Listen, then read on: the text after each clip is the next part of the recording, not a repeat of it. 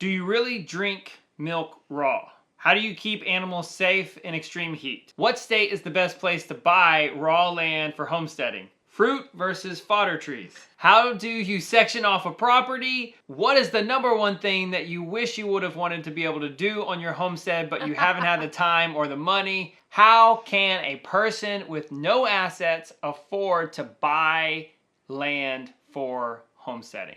Lightning round, homesteading questions. Ding, ding, ding. Hey y'all, it's Bo and Kelly Brotherton here on the Better Together Homestead. We have a newborn baby.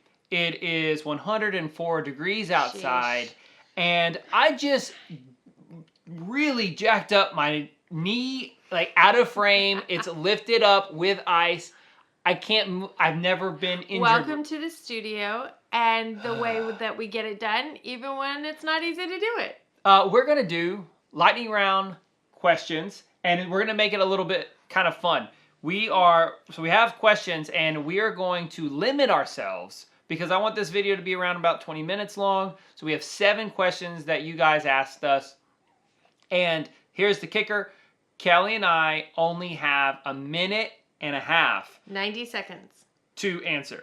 Okay, I'll let you start this one off. Do you really drink raw milk without processing it? Isn't it unsafe? Okay, I got this question so many times when I'd post on Instagram with my big round belly, just milking away at a cow and then drinking it straight from the jar that I'd squeeze it into, fresh right from the cow. Yeah, absolutely we do that. The milk that you get raw from a cow is so different than store-bought milk. And if you're willing to drink store-bought milk while pregnant, I would say absolutely you should drink milk straight from a cow. Know your farmer and get you some raw milk while you're pregnant. Absolutely we do. Hello. That's it, you're done? Yeah, I win. Okay, this is gonna go pretty quick. Okay, I'll redo it. Some of these might go faster. Yay for that. I would say it's all based on how clean you can keep your equipment. So we had my parents and they wanted us to be able to get them some milk, but unfortunately the containers that they had, it didn't fully run through the dishwasher and they didn't take out the O-ring for their container, and so we could have a little bit of that smell, like that something in there. And so what we've learned that with raw milk, it's based off of... Everything's alive.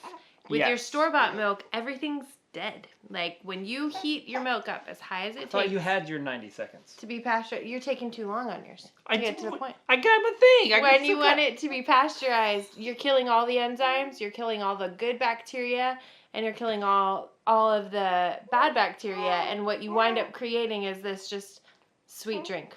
So raw milk is going to have enzymes, prebiotics, probiotics. It's a healthier food, but it's also alive. So you've got to clean really, really, really well. So we got a bad Mama Jamma new dishwasher because our old one went out, and we love it. We put a lot of miles on the old one. Yes, we did. All right, here we go. Next question. How do you keep your animals safe in extreme heat? So you went first. I will go first. Now start. Okay, so how we keep our animals safe, you definitely, for some of y'all, there's some people up in Canada, I don't know, does it get hot in New Zealand? But for here, this is insane how hot it is. And down in the South, everybody, from Oklahoma all the way to us, like people in Louisiana, this is summer hit. We're getting August heat in June. Yeah. It's was scary. Even in May. Yeah. It's very hot. Like, we have a friend in Austin, our permaculture designer, he said that he's only gotten 4.5 inches of rain since October. So, shade, you want to give them a lot of space. So, don't confine your animals. Don't have like tight paddocks for your cows or your sheep or something, because you want to give them enough opportunity to find little cooler microclimates. Because we've learned that our cows will find a different space whenever we give them more space. I'm like, oh, why are they sitting over there? Because it feels better. So let them roam. Several watering options all over the place. Like, just have as many different options, especially if you're letting them free range. Have your chickens have like a little bucket of water or something there. Misters, you want to do misters for the cows and the pigs. So, and then irrigation. I'm out. I ran out of time. I talked too much. I'm going to vote shade is the number one. Even we find those microclimates just for our little, like when we're out playing with the kids, you've got to find the shade. If you don't have shade, especially in Central Texas, it's crazy how hot it gets. It's not always humid, and sometimes it's really arid. And in that case, then everybody's like drying out and hot. So it's different than when we were in Houston where it was humid all the time. But it feels like here we'll be drying out. So shade is crucial. I think also having our rainwater harvested makes a really big deal because we're not worried about whether or not we can get water to our animals. But how frequently you can keep their water clean is really important too. And that's how we're beating the heat in Central Texas. Yep. All right. Great job. Ooh, this is fun. I like this. Okay. She's watching you the whole time you talk. Because she loves me, don't you? You love me. Okay. 90 seconds. What state is the best place to buy land for homesteading? Obviously Texas. Like, really? Are Texans ever going to say anything other than Texas? For us, for us, it's Texas. We love it here. Our family is here. Our goals were to be in a location that was kind of close to everybody. They could all get to us within a day's drive. So for us, it's Texas. But I think wherever you can find land that's unrestricted, I think most people, I heard some noises coming from there. Most people will ask us where they should homestead. And I think you've got to find out what you want most and then create this like perimeter around that. So states with less restrictions, we wanted a mild winter. So we're still in Texas for that. But our summer is pretty, I don't even know what we say, oppressive. That heat is like you open the door and it's like a wall of hair dryers. So it really depends on where you're comfortable. But I like Texas for homesteading. I know Tennessee's really hot right now. And Montana, like the northern states where there's lots and lots of property. But their winters are going to be really cold. Anything else? That's really all I got. Yes. Okay, my turn. If you're a Texan, most of the time you're not. It's just if you're not from Texas. Yeah, if you're not from Texas, you don't understand it. We want to be our own country. I don't blame you for not understanding. Yeah, and that's like we're weird. It's really really weird. And so if you're a Texan, you're probably just going to say, where in Texas can I be? A lot of people are talking about East Texas. They get a little bit more rain there, but it's still Beaumont? More like Northeast Texas. Like just, yeah, it's more green and more forested there. So yeah, but so we have, if I was not in Texas and we were moving, so let's say we were the Hollers moving from California to Homestead, I would probably be looking at Tennessee, Alabama, or the Carolinas, North or South Carolina. Well, truthfully, we'd probably go to North or South Carolina and then be with our friends. Well, sure. Yes, I would agree. But also Tennessee there's a huge really homesteading, like strong survival, like just homesteading, growing your own food. Learning the skills. Everything. There's a huge community there. I would recommend you can listen. If you're in Tennessee and you don't know about this, you can listen to Living Free in Tennessee podcast with Nicole. I'm done. Okay, I said it. Okay, just had a short little nursing break. Yep. Next one. Fruit versus fodder trees. I'll jump ahead and I'll go. This is a good one. Fodder trees so far, the trees that we're growing in these pots, of course, that are irrigated, they're on a drip irrigation. The amount we are taking these leaves and turning them into gallons of milk. They're not surviving off of these trees, but right now in 104 degrees without any rain, it's the only green things that we have for the cows right now on our property. So being able to have this, and it's such high protein, the hybrid poplar, the hybrid willow, and the white mulberry, it's so good. It's so good. So we like meat. We like, raising meat. We like having our raw milk. And we haven't been able to grow a ton of fruit trees. So that's my thought. Your turn. I think if you're voting between the two, I have to vote fruit tree. I have to vote fruit tree. At all costs. Because they can still eat the leaves from your fruit trees. The fodder trees are great, but you're getting one thing out of them. So if you can grow fruit trees as well as your fodder trees, then I would go fruit tree all the way. And I would say most people want fruit trees. Not everybody has a big meat animal that needs a high protein vegetation. So if you're not trying to do cows, you probably don't need those fodder trees in the same way.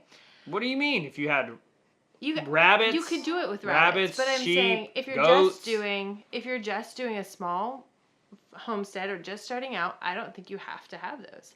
I think they're good. I mean, that's saying do you like your first kid or do you like your second kid? You like them both, and you like them both for very different reasons. But I would say if we were devoting time here, our fruit trees would be much more successful. And we would have a lot more of them. So I would vote fruit tree because then we can preserve a harvest in a totally different way. 17 seconds to spare on that one. Way to go.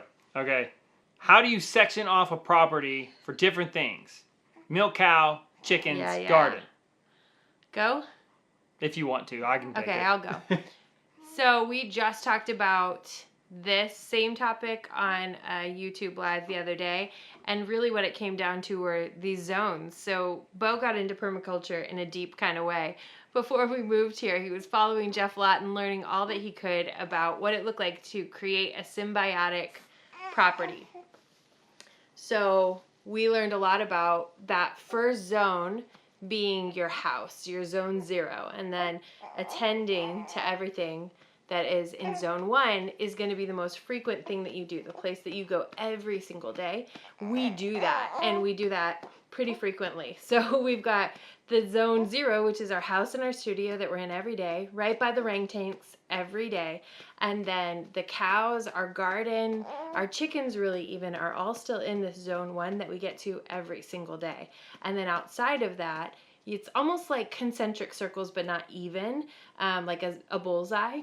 But outside of that is where you start to build over time and things that you might not need to get to every single day. So in the future, we'll have our pond in the back, and we'll have an orchard, like a food forest type orchard. And we'll have other sections in the property that we divide up according to those zones. Okay, you ran out of time. I hit zones right at 90 seconds. I agree with her on the permaculture zones. Our chickens are too far away. We're definitely seeing that. Yeah. They're not in zone 1. They're in a zone 2, zone 3 maybe. So just learn about permaculture zones. This is going to be slightly distracting in the background, but we're making it. Hang with us, guys. So permaculture zones, portable fencing. Don't stress about having permanent fencing. That's one reason why we love cows, because you can keep them in with one strand of non-electric rope. Like if you properly train them to electric fence, like a white electric rope. Guys, I've just gone to Tractor Supply and gotten some cheap rope, and they don't pass it because they don't want to get shocked. Chickens, you just find a place that works. There's the chicken poultry netting. We hate it. But we use it, but we hate it because we're so brushy here and there's so many twigs.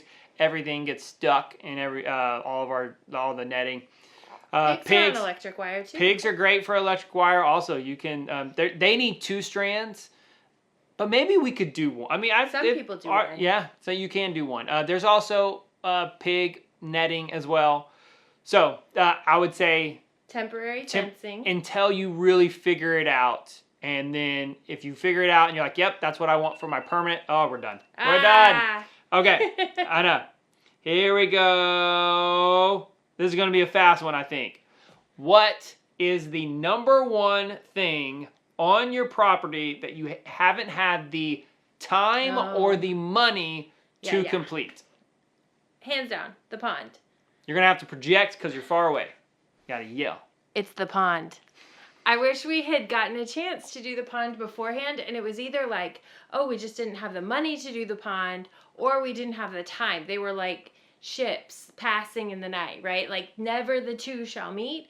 And I think now we're actually at the place, I would say right now, where we're at the right time of year. We have the money, and now we need to find the right people, because we have, like, every time we've gone to do it, we've always had these same people we were going to go to. And this summer, those people are unavailable or they don't do this anymore. So we're in the business. If you're in Central Texas and you do ponds, let us know, because we're in the market for a good pond. Yeah. Okay, you're done. I'll switch mine. It's not going to take long. I had 28 seconds left. Yeah, you did great. I would say it was the swales. I've always wanted the swales.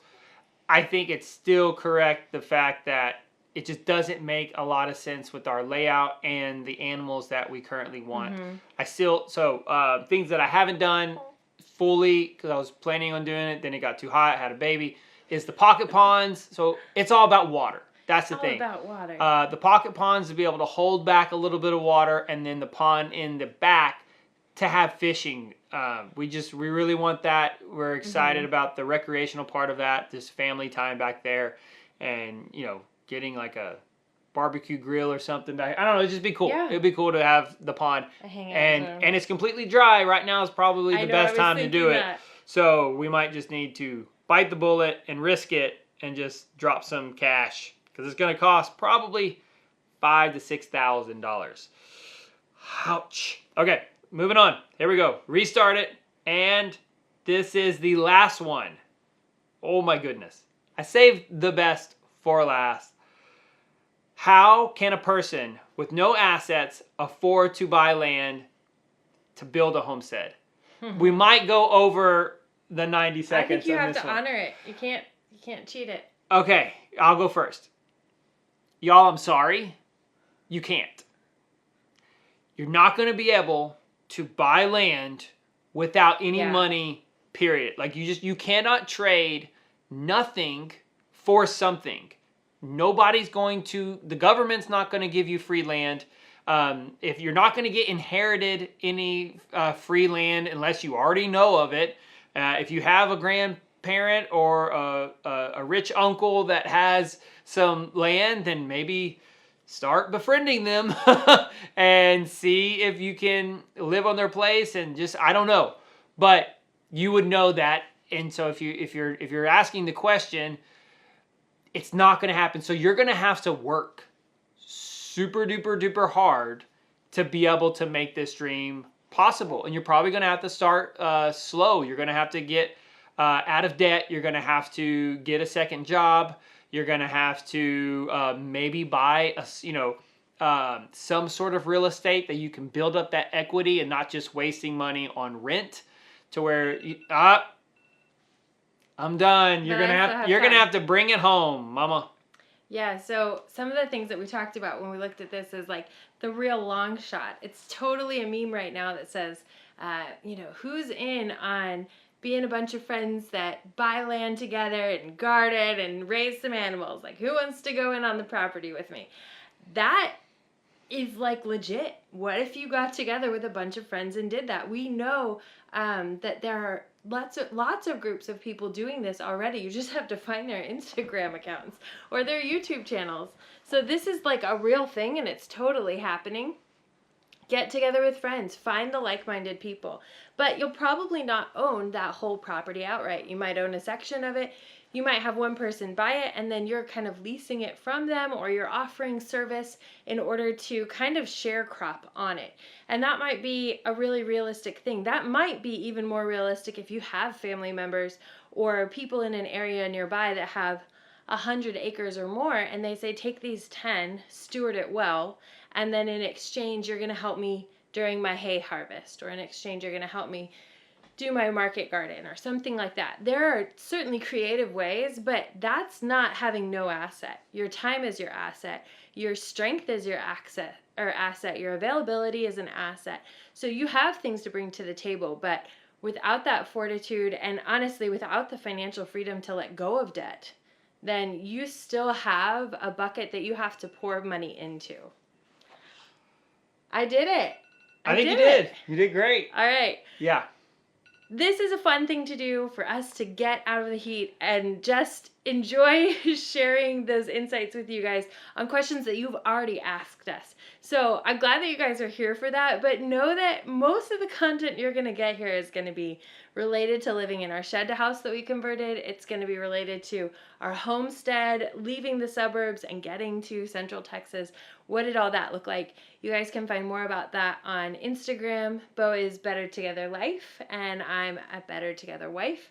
And you find all those behind the scene things right there. But we're glad that you guys joined us here. And I hope that those answers were things that kind of like fueled your fire and helped you get off of the couch and toward your homestead dreams. This is something that we're just so excited to share with you and help you take those next steps to do. Hey, I'm going to have 2 videos right here that if you like this video, you're going to like either one of these. Yeah. Right here, one is going to be this little girl being born, and then the other one is homesteading during a recession, how to be able to make your homestead dream come true. All right, we'll see you all in the next one.